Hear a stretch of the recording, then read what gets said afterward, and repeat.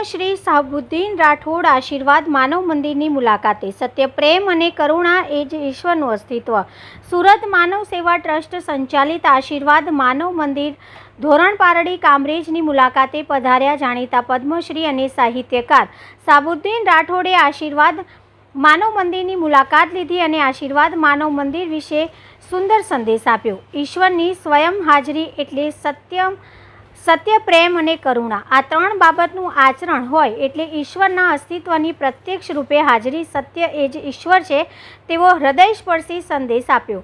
અતિ ગંભીર મનોદિવ્યાંગ મહાપ્રભુજીની સેવા નિહાળી અત્યાર સુધીમાં દેશના વિવિધ રાજ્યો ઉપરાંત વિદેશી એમ કુલ મળીને 2300 મનોદિવ્યાંગ મહાપ્રભુજીઓને કુદરત સહજ જીવન બક્ષી માનવ સમાજમાં પુનઃસ્થાપિત કરી ચૂકેલા આશીર્વાદ માનવ મંદિરમાં હાલ 700 જેટલા અતિ ગંભીર મનોદિવ્યાંગો આશરો લઈ રહ્યા છે. તેની સાથે પદ્મશ્રી શાહબુદ્દીન રાઠોડે સમય વિતાવ્યો. આશીર્વાદ માનવ મંદિરના ટ્રસ્ટી ભરતભાઈ માંગુકિયા અને જેરામ ભગતે માનવ સેવા ટ્રસ્ટ સંચાલિત આશીર્વાદ માનવ મંદિરની સેવા પ્રવૃત્તિની વિસ્તૃત માહિતીથી પદ્મશ્રી શાહબુદ્દીન રાઠોડને અવગત કર્યા હતા. સંસ્થા દ્વારા થતી અનેકવિધ સેવા પ્રવૃત્તિઓ વિશે અવગત થઈ ખૂબ ખુશી વ્યક્ત કરી સર્વ ટ્રસ્ટીઓને દેવદૂત તરીકે બિરદાવ્યા હતા.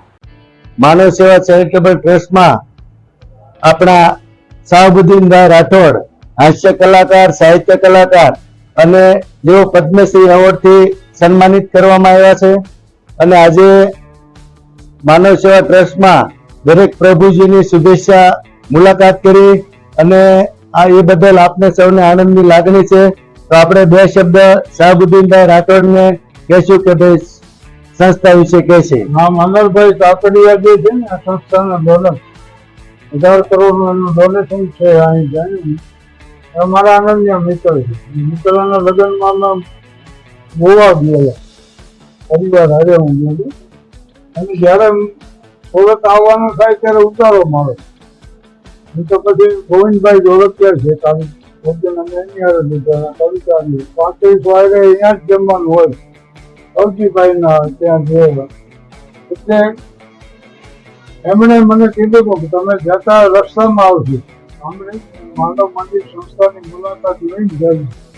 આ સંસ્થાનું દિન બહુ વ્યવસ્થિત કામકાજ છે. એટલે બિલ્ડિંગ વિશાળ છે, પૂરતી લિવિંગ સ્પેસ જેને કે જીવન જીવવા માટેની જગ્યા સ્પેસ નથી. એટલે એ લિવિંગ સ્પેસ અહીં પૂરતી છે.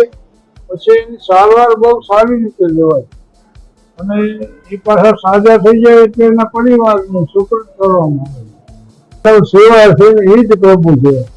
સમાજને એ માત્ર ચિંતન કરતો હોય, ચિંતા કરતો, એ કોઈ ચિંતાનું ચિંતનમાં પરિવર્તન છે અને એ પરિવર્તન કાર્યમાં પરિણામે ત્યારે આવી સંસ્થા હોવી